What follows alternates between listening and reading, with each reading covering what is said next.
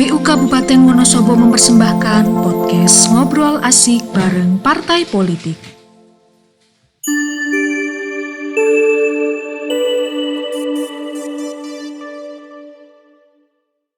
Selamat siang Pak Richard dan selamat siang juga para pemirsa Ngobrol Asik bersama Partai Politik. Kali ini kita edisi bersama dengan Partai P3 menyapa pemilih di Wonosobo dan masyarakat Wonosobo. Kita ingin memperkenalkan terkait dengan partai politik satu persatu, semua partai politik yang memiliki kursi atau perwakilan di DPRD Kabupaten Wonosobo ataupun di DPRD apapun di DPR RI. Pak Richard, ini coba cerita dulu barangkali di awal sejak kapan ini Pak Richard aktif di P3? Oh ya. Selamat siang matur suwun Pak Asma, Ketua KPU Kabupaten Wonosobo, dan para pemirsa pendengar Radio Pesona FM yang khususnya di Wonosobo dan sekitarnya. Jadi saya itu masuk secara struktur. Jadi saya di tahun 2006 itu saya masuk di salah satu jajaran DPW P3 Jawa Tengah. Waktu itu 2005 saya selesai kuliah, kemudian tahun 2006 masuk ke Parpol. Minta untuk ikut gabung di Partai Persatuan Pembangunan. Jadi itu awalnya saya masuk di struktur. Kalau dulu waktu masih Partai 3, ya saya setiap pemilu tahun 92, tahun 97 saya selalu ikut kampanye Partai Persatuan Pembangunan waktu itu. Oke, berarti sudah cukup lama ya, mulai tahun 2006 ya. 2006 berarti kan sudah berarti 17 tahun. 17 tahunan. 17 tahun. Ini sebelumnya Pak Richard juga salah satu anggota DPRD ya Pak ya di Provinsi Jawa Tengah. Ini mulai kapan Pak Richard di Provinsi Jawa Tengah? Jadi saya tahun 2006 menjadi pengurus, kemudian pemilu tahun 2009 saya diminta untuk menjadi salah satu caleg provinsi waktu itu. Tapi karena masih newcomer begitu, akhirnya saya 2009 ya tak anggap belajar saja. Kemudian di tahun 2014 saya diminta untuk ikut menjadi salah satu calon anggota legislatif. Dan alhamdulillah tahun 2014 terpilih menjadi anggota DPRD provinsi dari Dapil Jateng 1. Semarang ya. Semarang. Kemudian tahun 2019 diminta untuk ikut menjadi salah satu caleg dan alhamdulillah terpilih kembali. Tapi dapilnya berbeda. Saya berangkat dari Dapil Jateng 9, Wonosobo, Purworejo dan Kabupaten Temanggung. Gitu. Oke Pak Richard. Pak Richard ini adalah sekretaris PLT DPC P3 Wonosobo ya. Iya betul. Ya. Oke Pak Richard, mungkin bisa menceritakan kaitan sejarah P3 itu seperti apa Pak sampai terbentuknya Partai P3 hingga sampai sekarang gitu. Jadi waktu itu memang ada kebijakan dari pemerintah yang waktu itu dipimpin oleh Presiden Soeharto pasca pemilu tahun 70-an ya. 70-an itu semua partai harus berfusi. Salah satunya adalah P3. Waktu itu pemilu tahun 55 diikuti oleh banyak partai, kemudian sampai tahun 70-an masih diikuti oleh banyak partai, 72 terakhir itu. Nah, kebijakan Pak Harto sebagai presiden, partai-partai harus fusi. Kita tahu bahwa kayak PNI, kemudian partai-partai nasionalis gabung menjadi PDI waktu itu. Kemudian partai-partai yang berbasis agama itu menggabungkan diri, fusi menjadi Partai Persatuan Pembangunan. Nah, di tanggal 5 Januari 1973, tepatnya kalau kita tahun Hijriah itu di tanggal 30 Dzulqa'dah tahun 1392 Hijriah itu para pendiri para partai politik, waktu itu ada Partai NU, kemudian ada Parmusi, kemudian ada PSII, ada Perti, kemudian ada NU, Perti, Parmusi, dan PSII. Itu mendirikan ya bermusyawarah, kemudian mendirikan apa yang disebut kemudian Partai Persatuan Pembangunan dan dideklarasikan pada tanggal 5 Januari. Makanya ini kita tanggal 5 Januari kemarin dan di bulan ini kita memperingati hari lahir Partai Persatuan Pembangunan yang ke-49.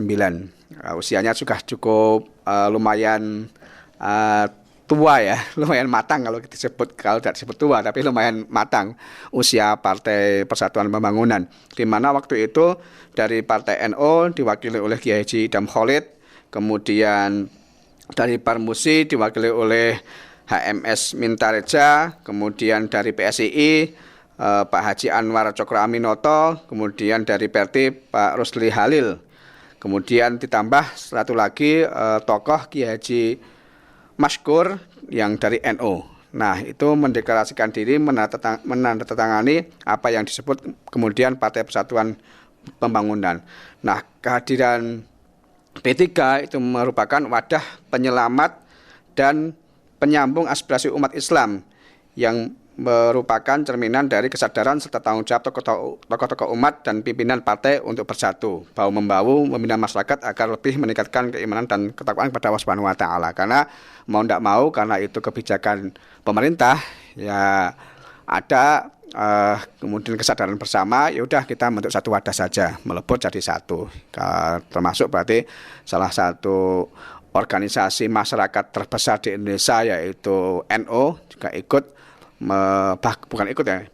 mempelopori, mendeklarasikan Partai Persatuan Pembangunan waktu tahun 73. Ini kilas balik atau 4 partai Islam waktu itu yang mendeklarasikan diri, dan sampai hari ini fusi itu masih terjaga karena di P3 baik di kepengurusan di DPP sampai tingkat DPC itu tidak satu warna. Artinya porsi untuk dari Perti, dari PSII itu masih ada. Nah, tentu ini menjadi sebuah kekuatan tersendiri, kelebihan tersendiri, tetapi pada saat yang sama juga merupakan ada titik lemahnya.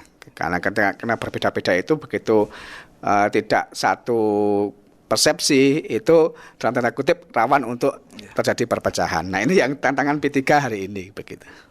Oke, kalau P3 kan ada logonya itu, ada Ka'bah, dan ada perubahan berapa kali itu, Pak? Logo P3 itu? Cuman dua kali saja. Dua kali saja. Jadi dulu pertama kali itu melalui istiaroh Mbah Wahab itu mencetuskan logo, mohon maaf, Mbah Bisi Samsuri. Mbah Bisi Samsuri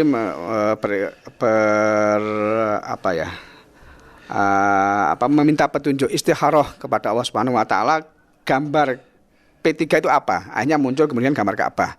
Nah, waktu kebijakan negara untuk menerapkan bahwa semua harus satu ideologi itu Pancasila ya. Kemudian P3 berubah logonya menjadi bintang. Nah, bintang itu juga tidak mengalami perubahan konstelasi politik yang membanggakan di internal P3. Kemudian pada sekitar tahun 87-an ini berubah lagi logonya menjadi logo tahun 90-an, di pemilu tahun 97, pasca 97 itu berubah lagi menjadi Ka'bah, logo Ka'bah. Dari Ka'bah bintang kemudian kembali kepada Ka'bah. Nah, saat ini kalau kita lihat bersama Pak Ketua, itu lihat logo P3 juga sudah ada variasinya. Bukan berubah, tapi Ka'bahnya tetap ditonjolkan. Tapi karena sebagai bagian dari alat atau pilar demokrasi di Indonesia, di mana salah satu tugas pokoknya adalah menjaga negara kesatuan Republik Indonesia, P3 tampil untuk ikut merawat persatuan. Nah, merawat persatuan itu kemudian disimbolisasi dalam logo P3 di Ka'bah itu ada bendera, ada ikat bendera merah putih. Seperti baju yang saya pakai ini sekarang logonya ada merah putih. Ini menandakan bahwa P3 berkomitmen untuk tetap menjaga keutuhan negara kesatuan Republik Indonesia. Gitu. Jadi logo nggak hanya punya perubahan 2 kali saja. Ke gambar Ka'bah, kemudian bintang, kembali ke Ka'bah lagi. Makna Ka'bah itu apa, Pak Richard? Ya, karena kita partai Islam dan hari ini adalah di Indonesia satu-satunya partai yang berasaskan Islam, asalnya Islam. Nah, Ka'bah ini kan simbol pemersatu umat, di mana kalau setiap musim haji ini semua umat penjuru dunia semua ke Ka'bah. Nah, harapan dari P3 dulu, kenapa pakai logo Ka'bah, Mbah Bisri ketika istikharah itu ya sangat berharap bahwa P3 itu sebagai partai Islam mengejawantahkan nilai-nilai keislaman dalam konteks berpolitik. Nah, kalau mengacu pada Imam Al-Mawardi bahwa politik itu yaitu untuk kemaslahatan. Kemaslahatan siapa? Kemaslahatan untuk umat Islam. Ya, makanya perjuangan P3 dari awal berdirinya fokus concern kepada isu-isu soal keislaman di Indonesia, mulai dari undang-undang perkawinan, kemudian wakaf, zakat dan lain sebagainya. Yaitu yang kemudian di parlemen dikawal untuk tidak keluar dari nilai-nilai keislaman. Tadi makna logo Pak Richard ya. Kemudian sekarang lebih dalam lagi terkait dengan komposisi struktur kepartean. Di baik itu di pusat, di DPP maupun di level sampai level paling bawah. Itu seperti apa Pak Richard? Jadi sesuai dengan anggaran dasar dan anggaran rumah tangga yang terakhir kemarin baru di muktamar di Makassar, muktamar yang ke-8 pada tahun 2021. Kemarin struktur kita itu sampai tingkat ranting, yaitu mulai dari pengurus ranting, ini pengurus yang tingkat desa. Kemudian ranting di atasnya adalah PAC, pengurus anak cabang. Ini pengurus yang di tingkat kecamatan. Jadi tugas ranting adalah mengkoordinir di masing-masing TPS. Kemudian tugas dari pengurus anak cabang adalah mengkoordinir ranting-ranting. Jadi kemudian setelah PAC naik di atasnya yang level kabupaten namanya pengurus cabang. Pengurus cabang ini mengkoordinir semua PAC. Jadi kita tegaskan bahwa level dari masing-masing ini yaitu seperti level di struktur pemerintahan. Jadi kalau pengurus cabang, ketua DPC ya setidaknya sama levelnya dengan bupati. Cuman kalau bupati itu atau kepala daerah itu membawai kecamatan, kalau ketua P3, ketua DPC, Dewan Pimpinan Cabang itu membawai camat-camat. Camatnya siapa ya? Ke PAC-PAC-nya itu. Kemudian di tingkat wilayah disebut dengan DPC, Dewan Pimpinan Wilayah. Kemudian di tingkat pusat disebut dengan DPP, Dewan Pimpinan Pusat. Itu struktur P3 dari pusat sampai bawah yang sekarang metodenya adalah top down. Jadi muktamar dulu. Kalau dulu sebelum muktamar tahun 2007 di Bandung itu masih dari bawah, pengurus ranting dulu, PAC, DPC, DPW, baru DPP. Nah sekarang pasca muktamar Bandung dibalik, jadi muktamar dulu, baru konsolidasinya organisasi, muktamar dulu, memilih ketua umum DPP yang saat ini dikomandani oleh Bapak Insinyur Suharto Monoarfa, yang juga duduk di Menteri Bappenas. Kemudian baru setelah muktamar maksimal 3 bulan. Jadi maksimal 3 bulan di anggaran dasar diatur DPW harus menyelenggarakan musyawarah wilayah Muswil untuk memilih ketua DPW, dan ketua DPW P3 Jawa Tengah saat ini adalah Bapak Azim Masruhan Samsuri. Yang kemudian setelah Muswil maksimal 3 bulan harus diadakan musyawarah cabang di DPC untuk memilih ketua DPC.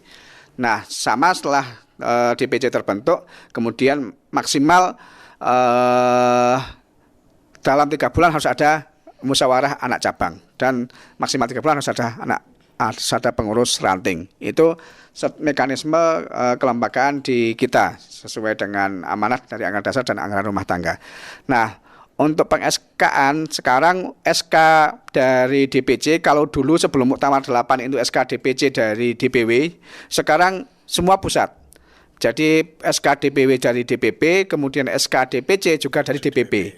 Baru SK PAC yang SK-kan adalah DPW. Nanti kewenangan dari DPC meng-SK-kan pengurus ranting. Nah, ini berjenjang satu tingkat lebih di atasnya. Jadi DPC, SK-nya DPP. Gitu.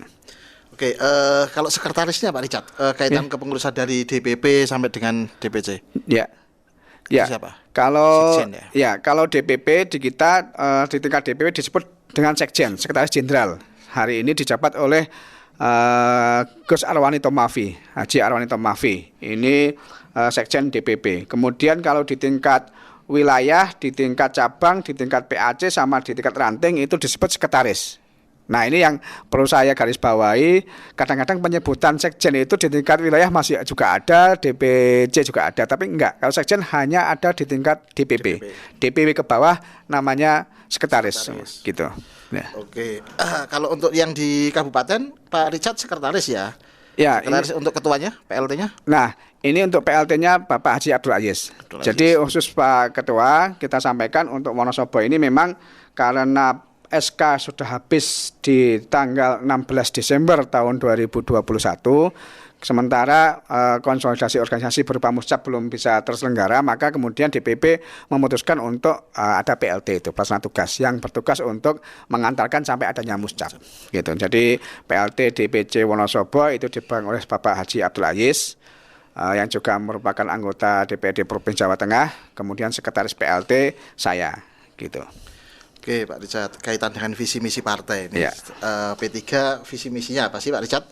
Terus strategi mewujudkan visi misinya itu seperti apa selama ini yang sudah dilakukan? Oh ya, matur suwun Pak Ketua. Jadi kalau bicara soal visi ini kan berangkat dari angan-angan ini, khusus yang besar ya. P3 mempunyai visi terwujudnya masyarakat yang bertakwa kepada Allah Subhanahu Wa Taala dan negara Indonesia yang adil, makmur, sejahtera, bermoral, demokratis, tegaknya supremasi hukum, penghormatan terhadap hak asasi manusia, serta menjunjung tinggi harkat martabat kemanusiaan dan keadilan sosial yang berlandaskan kepada nilai-nilai keislaman. Ini visi P3. Nah, dalam rangka untuk mewujudkan visi ini tentu didukung oleh misi-misi yang harus dilakukan oleh P3. Nah, dalam misi P3 ini kita namanya khidmat perjuangan. Jadi misi khidmat perjuangan. Nah, P3 berkhidmat untuk berjuang. Ini misi 1 adalah misi pertama. P3 berkhidmat untuk berjuang dalam mewujudkan dan membina manusia dan masyarakat yang beriman dan bertakwa kepada Allah Subhanahu Wa Taala, meningkatkan mutu kehidupan beragama, mengembangkan ukhuwah Islamiyah dengan tetap menjaga persaudaraan antar sesama muslim. Ini misi pertama di bidang keagamaan. Kemudian khidmat P3 juga memperjuangkan hak asasi manusia dan kewajiban dasar manusia sesuai dengan harkat dan martabatnya. Dengan memperhatikan tentu kita sebagai partai Islam, nilai-nilai agama, terutama nilai-nilai ajaran Islam dengan mengembangkan ukhuwah Islamiyah. Kemudian yang ketiga, P3 berkhidmat untuk berjuang memelihara rasa aman, mempertahankan dan memperkokoh persatuan dan kesatuan bangsa dengan mengembangkan ukhuwah watoniyah. Nah, ini P3 berdiri di depan dalam konteks menjaga ukhuwah Islamiyah. Maka persaudaraan sebangsa dan setanah air harus tetap dijaga, karena ini merupakan salah satu misi. Maka P3 tidak mentolerir gerakan-gerakan yang cenderung mengarah kepada gerakan-gerakan yang akan memecah belah keutuhan negara kesatuan Republik Indonesia. Kemudian misi keempat adalah P3 berkhidmat untuk berjuang melaksanakan dan mengembangkan kehidupan politik yang mencerminkan demokrasi dan kedaulatan rakyat yang sejati dengan prinsip musyawarah untuk mencapai mufakat. Karena musyawarah juga diajarkan oleh agama kita. Di Al-Quran juga beberapa ayat ada yang mengatur soal musyawarah, maka P3 sesungguhnya lebih mengedepankan pada musyawarah untuk mencapai mufakat di situ. Dengan demikian, ya P3 mencegah dan menentang sikap bentuk otoritarianisme, fasisme, kediktatoran, hegemoni, dan kesewenang-wenangan. Kemudian yang kelima, dalam rangka mencapai visi, P3 berkhidmat untuk memperjuangkan berbagai upaya dalam rangka mewujudkan masyarakat yang adil dan makmur yang diridhoi oleh Allah Subhanahu Wa Taala. Itu misi-misi P3 yang harus dijalankan oleh semua kader partai. Dan kita tentu dalam setiap momentum konsolidasi partai politik selalu kita sampaikan. Yang kedua, P3 juga melakukan proses kaderisasi, di mana prinsip-prinsip perjuangan partai, kemudian visi misi selalu disampaikan, selalu ditekankan semacam itu. program kerja sekarang Pak Richard. Ya. Program kerjanya Partai P3 itu di DPP seperti apa, DPW atau dengan DPC. Kemudian bagaimana sejauh mana menjalankan daripada program itu sendiri. Ya. Jadi program itu tentu ditetapkan di permusyawaratan. Jadi kalau program kerja DPP ditetapkan di Muktamar tahun kemarin, tahun 2021. Muktamar menetapkan program-program kerja yang harus dilaksanakan oleh Dewan Pimpinan Pusat, termasuk kemudian nanti di breakdown kepada program-program kerja yang harus ditetapkan oleh Dewan Pimpinan Wilayah ketika mengadakan musyawarah wilayah. Begitu juga dengan cabang, begitu juga dengan PAC. Nah, dalam konteks untuk melaksanakan program kerja, itu pertama P3 harus mengedepankan prinsip perjuangan P3, yaitu pertama adalah prinsip ibadah. Nah, dalam konteks ini kegiatan-kegiatan yang dilakukan diprogramkan di muktamar misalnya dalam konteks membangun kehidupan berbangsa dan bernegara. Saya akan mengambil contoh misalnya salah satu program terkait dengan lingkungan. Nah, lingkungan. Maka P3 merumuskan program kerja untuk menjaga kelestarian lingkungan, yang itu juga diamanahkan oleh Al-Quran. Jadi jangan sampai kerusakan di muka bumi ini itu, karena kalau dilakukan kan Tuharul fasadu fil barri wal bahri bima kasabat aidinas, bahwa kerusakan di muka ini disebabkan oleh tangan manusia. Maka P3 mencegah itu di soal lingkungan. Ini saya akan mengambil salah satu contoh saja. Nah, ini kemudian masuk di prinsip harus menggunakan prinsip ibadah. Kalau kita menjaga lingkungan berarti salah satu adalah melakukan ibadah. Kemudian yang kedua, program-program yang terkait dengan amar ma'ruf nahi mungkar, yaitu menyerukan sesuatu yang baik, sesuatu yang harus dilakukan dan mencegah yang mungkar. Itu harus prinsip itu pakai amar ma'ruf nahi mungkar. Nah, dalam menjalankan program-program itu kemudian telah dirumuskan di P3. Misalnya di bidang hukum, P3 berkomitmen pada upaya tegaknya supremasi hukum, penegakan HAM, terwujudnya tradisi kepatuhan hukum dan tradisi konstitusi, pemberantasan korupsi. Nah, dalam rangka melakukan itu, maka di DPP sampai di tingkat PAC, sampai tingkat DPC, harus ada wakil ketua yang membidangi soal hukum dalam rangka menjalankan program ini. Itu saya akan mencontohkan di bidang hukum. Kemudian di bidang politik, misalnya P3 membuat program kerja meningkatkan kualitas kehidupan demokrasi di Indonesia. Salah satunya dengan P3 membuka atau mengadakan sekolah politik dan terlembaga.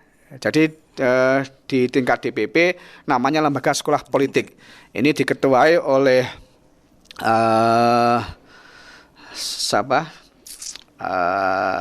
agak lupa. Sekolah politik ini ada direkturnya, ada kepala sendiri. Kemudian di tingkat wilayah juga harus membuat.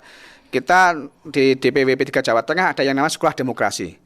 Nah, kemarin sama DPP diminta kita samakan saja lembaga-lembaganya pakai sekolah politik. Nah, maka ini kita kemudian nanti pakai sekolah politik. Jadi di tingkat DPP namanya sekolah politik, di tingkat DPW sekolah demokrasi, yang nanti juga ada sekolah politik. Ini di bidang politik untuk meningkatkan kehidupan demokrasi dan tentu mendidik kader-kadernya terkait dengan arah perpolitikan Indonesia, terlebih pada soal arah perpolitikan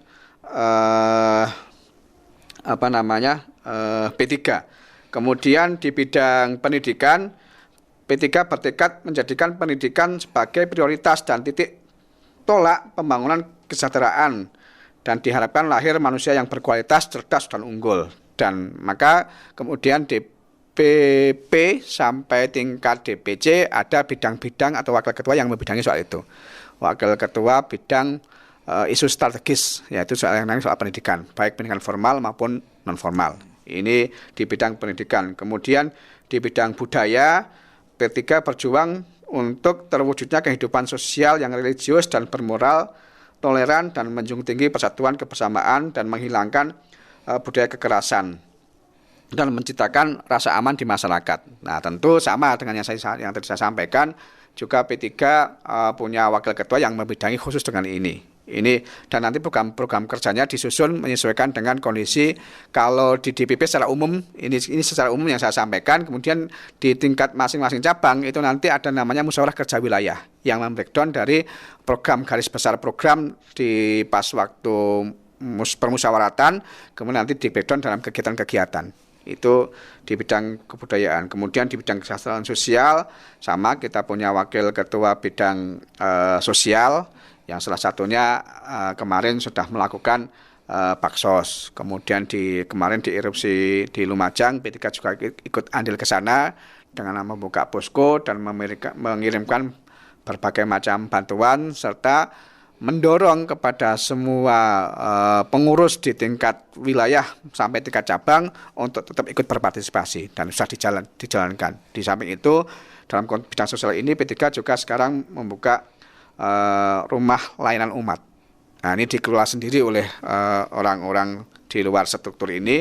Rumah layanan umat ini agar bisa maksimal melakukan itu. Kemudian yang wakil ketua bidang perempuan dan anak itu juga membentuk kegiatan tersendiri yang diwadahi dengan kegiatan namanya Bakti Ibu Pertiwi. Nah, Bakti Ibu Pertiwi ini kegiatan-kegiatan di wakil ketua bidang sosial yang khusus menangani soal ibu dan anak. Dan ini nanti diinstruksikan di breakdown sampai tingkat DPC. Ini beberapa kegiatan atau program dari P3. Gitu. Yang ditonjolkan kira-kira Pak dalam periodenya Pak Monarfa ini? Tentu karena kita sebagai partai Islam, pertama bahwa responsif terhadap isu-isu keislaman. Misal kasus-kasus terkait dengan penistaan agama, gitu. Itu P3 tampil di depan. Itu yang kemudian kita ditonjolkan ke sana. Yang kedua, yang paling ditekankan karena ini P3 ini, mohon maaf saya sampaikan usianya sudah 40 tahun, tetapi banyak problem kaderisasi yang barangkali mewarnai itu, maka titik tekannya pada soal bagaimana melakukan proses-proses regenerasi di P3, baik di struktural maupun di soal regenerasi pemikiran. Nah, ini yang titik tekannya di sana. Maka kemudian DPP membuat PO2 2021 tentang keorganisasian. Jadi di sana syarat-syarat menjadi ketua PAC itu termasuk ada umurnya, gitu. Untuk membatasi biar yang kan ada ini, tak salah Pak Ketua, ada pengurus ketua PAC mulai dari P3 berdiri sampai sekarang masih itu, itu masih ada. Tingkatnya PAC yang ranting. Kalau di DPC lumayan ada regenerasi ya, tapi di tingkat ranting sama PAC itu masih ada yang menemukan ini. Saya juga mengalami itu sendiri ya. Ketika saya berkunjung ke salah satu kecamatan, ketua PAC, mohon maaf, itu Pak Nyun pangapunten karena saya melihat wajahnya sudah tua. Dengan jadi ketua PAC sudah berapa periode? Mas kula niki dados ketua PAC sejak P3 wonten. Aduh, abadi udah. Abadi. Mau diganti enggak mau, ketika diganti mutung. Nah, makanya mungkin barangkali itu. Makanya sekarang di PO2 2021 itu dibatasi umurnya. Untuk menjadi ketua PAC itu maksimal berumur 40 tahun. Mohon maaf, 45 tahun maksimal. Untuk DPC maksimal 60 tahun. Gitu. Itu dibatasi semacam itu biar ada regenerasi. Nah, itu yang soal umur batasan tadi, soal yang ditanya. Yang ketiga, di era kepemimpinan Pak Soeharto tentu P3 pengen merubah wajah yang dulu mungkin P3 dianggap sebagai partai tua sehingga enggan anak-anak muda itu untuk masuk ke P3, maka P3 sekarang pengen merubah wajah itu. Bagaimana merubahnya? Tentu satu dengan kegiatan-kegiatan yang menggambarkan bahwa P3 itu partai yang terbuka untuk siapa aja. Tetapi syarat utama harus beragama Islam karena kita partai Islam.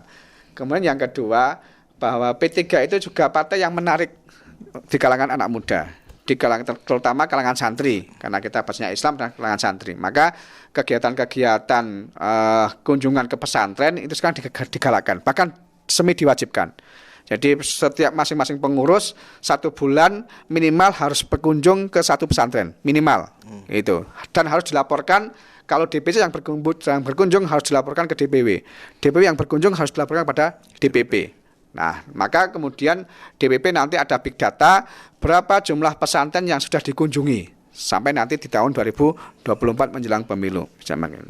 Nah, ini yang ketiga, harus mengunjungi tokoh-tokoh, terutama ketua ormas. Nah, ormas dikhususkan lagi kepada ormas pendiri atau partai pendiri P3, NU, PRT, PSII, dan Parmusi. Itu harus dikunjungi dan itu harus dirawat. Kalau misalnya di situ bahkan di kepengurusan itu juga diwajibkan untuk memasukkan unsur itu. Kalau dan alhamdulillah P3 Jawa Tengah di unsur KSB itu masih dijaga. Jadi sejak ada P3, kemudian P3 karena ini pesan dari sesepuh P3, kepengurusan DPW di KSB harus ada campuran dari itu. Nah, maka di Jawa Tengah ini pasti itu. Kalau dulu periode Pak Toifur itu sekretarisnya Pak Imam Munajat, itu dari Muhammadiyah. Kemudian setelah Pak Irfan, Pak Hisam Ali, sekretarisnya Pak Alfasadun. Itu Pak Alfasadun orang Muhammadiyah. Kemudian setelah Pak Hisam Ali ada Pak Arif Mudasir Mandan. Itu sekretarisnya Pak Haji Suryanto, Muhammadiyah dari Solo. Kemudian setelah Pak Arif Mudasir Mandan diteruskan oleh Pak Masruhan, itu masih Pak Suryanto sebagai sekretaris. Kemudian di Pak Masruhan berikutnya yang terpilih ketua DPW, sekretarisnya. Nah, ini yang agak beda ini, NU. Jadi sekretarisnya Mas Abdul Syukur NU, tetapi bendaharanya Muhammadiyah. Gitu. Artinya karena pesannya dulu pokoknya ada unsur ketua bendahara, harus ada tidak satu unsur. Nah, alhamdulillah sampai sekarang masih dijaga. Sekarang juga sama, tetap dijaga, bendahara juga masih orang Muhammadiyah. Ini untuk menjaga dari unsur-unsur itu.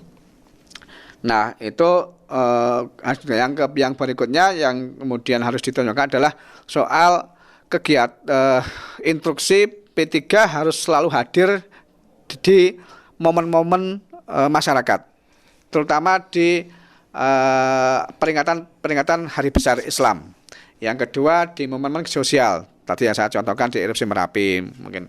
Dan ini diwajibkan ditonjolkan agar tadi P3 nampak beda. Maka sekarang P3 punya kegiatan-kegiatan yang barangkali mungkin yang kemarin tidak pernah ada, misalnya begitu tadi Bakti Ibu Pertiwi, kemudian Rumah Layanan Umat, kemudian korpsnya itu yang untuk tanggap bencana, P3 juga punya itu. Oke, kalau anggota DPR di RI berapa Pak Richard ya? Ini kita ngalami tsunami ini kemarin. Kita itu tahun 2014 RI masih punya 39 kursi. Kemudian pemilu tahun 2019 ini hilang 20 kursi. Jadi tinggal 19 kursi. Jadi sekarang di DPR RI kita minoritas lah, karena pun dari 550 anggota DPR RI, P3 hanya 19 kursi. Tapi ya walaupun kecil, tapi bagaimana ikut bisa mewarnai di situ. Kemudian kalau kursi di DPRD Provinsi Jawa Tengah ini dari 120 anggota dewan di pemilu tahun 2019 kita punya 9 anggota. 9 anggota dari 13 dapil, kita ada 4 dapil yang kita nggak punya kursi. Dapil 1, kemudian dapil 5, dapil 6, dapil 6, 7, 8 kita nggak punya. Jadi 4 dapil kita nggak punya kursi, kita punya 9. Tapi alhamdulillah naik. Tahun 2014 itu kita 8 kursi, tahun 2019 kita 9 kursi. Kemudian di kursi kabupaten kota kita punya 109 kursi di Jawa Tengah. Di Jawa Tengah. Kalau Wonosobo? 3 kursi. 3 kursi. Jadi Wonosobo turun juga ini. Kemarin jadi dari 4 di 2014 menjadi 3 di tahun 2019. Gitu. Oke, kaitan dengan fungsi legislatif ini Pak Richard. Ya, betul. Itu kan ada fungsi legislatif, budgeting dan pengawasan. Sejauh mana ini kader-kader P3 yang ada di DPR mengawal fungsi-fungsi ini? Jadi kita DPP setiap tahun itu mengadakan yang namanya BIMTEK khusus untuk anggota fraksi seluruh Indonesia. Salah satu yang ditekankan dalam menjalankan fungsi legislasi, pertama P3 harus menjadi inisiator dari proses pembuatan perda tentang keagamaan. Gitu. Makanya untuk tahun 2021 kemarin membreakdown dari undang-undang pesantren, ini P3 di masing-masing daerah harus menjadi inisiator itu untuk undang-undang pesantren. Itu di bidang legislatif sudah mengutamakan itu. Yang kedua, tentu juga sama dengan isu-isu yang tadi saya sebut di atas. Jadi perda-perda yang berkaitan dengan lingkungan hidup, perda-perda yang berkaitan dengan pendidikan, kemudian dengan sosial itu juga harus menjadi inisiator. Nah, saya akan mencontohkan misalnya saya di DPRD provinsi, kebetulan saya duduk di sekretaris Komisi B. Kemarin kita di tahun 2021 ini yang terbaca, saya baru merampungkan perda terkait dengan peningkatan ekonomi kreatif di Jawa Tengah. Ini bagian dari dakwah itu. Kemudian yang kedua, perda soal peningkatan balai-balai kita itu kan balai pertanian, balai keternakan, ini kan kadang-kadang tidak menghasilkan bibit-bibit unggul. Nah, maka kita dorong ke sana. Ini bagian dari dakwah P3. Maka isu-isu terkait dengan visi misi P3 harus didorong masukkan di perda. Itu yang lebih utama di situ. Tentu harus berkomunikasi dengan fraksi-fraksi lain gitu. Yang kedua, dalam bidang pengawasan. Dalam bidang pengawasan ini ya kita melakukan biasalah kegiatan-kegiatan pengawasan yang terkait dengan perda yang telah dibuat oleh eksekutif maupun inisiatif dari DPRD. Kemudian yang ketiga di soal penganggaran. Nah, di soal penganggaran alhamdulillah fraksi Partai Persatuan Pembangunan anggota fraksi tentunya kita mendorong tentang penganggaran untuk Bosda. Bosda ini kan kemarin nggak ada Bosda untuk sekolah-sekolah swasta, yang ada Bosda untuk sekolah negeri. Yang maka P3 memperjuangkan di sana. Bahkan waktu itu ketua Pansus RPJMD-nya dari P3. Maka P3 dari ngotot untuk itu dimasukkan di RPJMD, di intervensi penganggaran. Dan alhamdulillah kita di Jawa Tengah, di Jawa Tengah sudah dianggarkan Bosda untuk sekolah swasta dan untuk madrasah aliyah se-Jawa Tengah. Itu bagian dari perjuangan dari fraksi P3. Kemudian di bidang anggaran kita masih juga mempertahankan untuk inisiatif untuk guru-guru ngaji di Jawa Tengah. Tidak hanya soal Madin saja, Madin, TPG, pondok pesantren dan agama-agama lain. Itu di bidang penganggaran. Dan tentu anggaran-anggaran yang pro kepada masyarakat itu harus kita kawal. Dan itu diinstruksikan tadi salah satunya melalui BIMTEK yang diadakan oleh DPP setiap tahun sekali. Gitu. Fungsi pengawasannya Pak Richard? Nah, fungsi pengawasannya satu misalnya P3, anggota fraksi P3 manakala sudah memutuskan untuk tadi saya sebutkan anggaran Bosda, harus apakah ini dijalankan apa tidak. Nah, fungsi pengawasannya kira-kira kita harus P3 melakukan fraksi diwajibkan minimal 3 bulan sekali untuk mengadakan rapat. Salah satunya adalah melakukan evaluasi terhadap fungsi pengawasan yang dilakukan oleh masing-masing anggota fraksi. Itu diinstruksikan maksimal 3 bulan sekali. Yang kedua, dalam menjalankan fungsi pengawasan, fraksi juga harus melaporkan setidaknya 6 bulan sekali. Dan itu diatur di anggaran rumah tangga, bahwa setidaknya 6 bulan sekali, fraksi melaporkan secara tertulis kepada Dewan Pimpinan di masing-masing tingkatan. Kalau anggota fraksi kabupaten berarti di DPC, fraksi provinsi berarti di wilayah, fraksi DPR RI harus di DPP, dan tertulis soal melakukan fungsi pengawasan, sehingga di sana partai bisa melakukan evaluasi mana yang tidak melakukan fungsi pengawasan, maka anggota fraksi mungkin bisa dipindah ke komisi yang lain. Itu jadi mekanisme itu setiap 3 bulan sekali dan 6 bulan sekali melakukan secara tertulis. Berkala ya Pak. Berkala. Oke, Pak Richard, ini terakhir barangkali atau 2 kali pertanyaan menjelang terakhir. Ini bagaimana partai Pak Richard ini memperjuangkan aspirasi masyarakat Wonosobo khususnya? Bagaimana ini jawabnya? Ya, pertama, jadi anggota dewan itu kan punya kalau di provinsi itu punya Perda 1 tahun 2019 terkait dengan tata tertib anggota DPRD. Di masing-masing kabupaten termasuk Wonosobo juga sama, tentu punya perda itu. Dan salah satu isi perda itu kan saya nggak kurang hafal pasalnya, tapi bahwa anggota DPRD itu diberi waktu untuk reses. Reses ini kan salah satu anggota dewan di luar kantor dalam rangka menyerap dan mendengar aspirasi masyarakat. Nah, maka dalam rangka menyerap aspirasi masyarakat, memperjuangkan aspirasi masyarakat, pertama itu melalui reses anggota DPRD. Maka anggota DPRD khususnya di Wonosobo yang kita punya 3 kursi itu, reses harus kita wajibkan untuk dilakukan dan bertemu dengan konstituen di daerah pemilihannya. Nah, nanti di situ disampaikan ini setidak-tidaknya satu, apa yang sudah dilakukan oleh anggota fraksi. Nah, nanti ada imbal balik dari masyarakat, tentu juga di situ masyarakat menentukan aspirasinya di reses, itu melalui program reses. Yang kedua, melalui program kunjungan daerah pemilihan.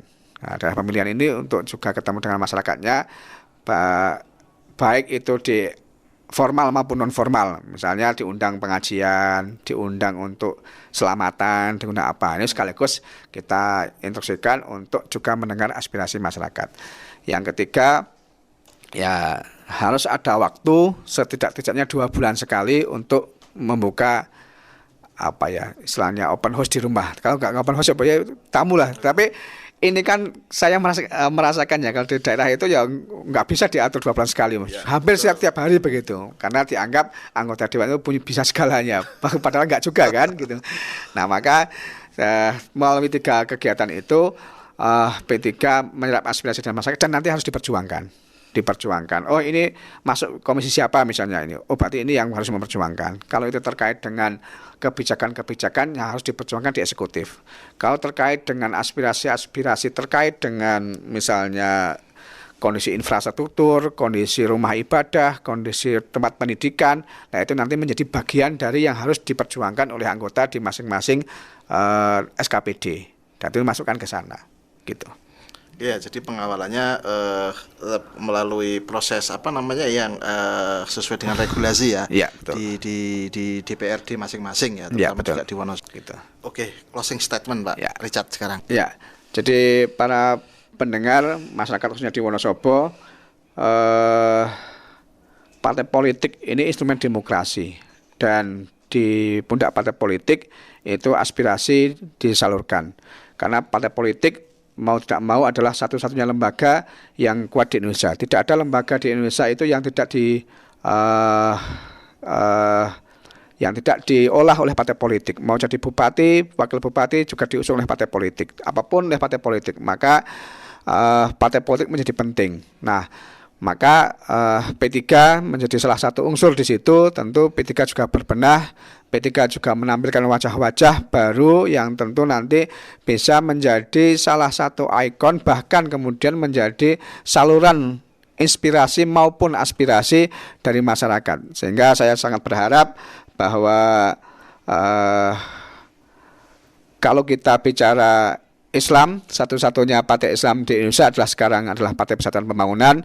Maka mari kita berpartai dengan cara santun, salah satunya melalui Partai Persatuan Pembangunan. Matur suwun. Ya, terima kasih Pak Richard.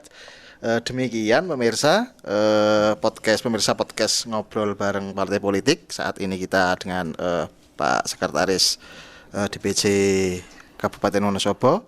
Mudah-mudahan bermanfaat dan kita nanti ketemu di podcast berikutnya. Terima kasih Pak Richard. Sama-sama Pak Ketua.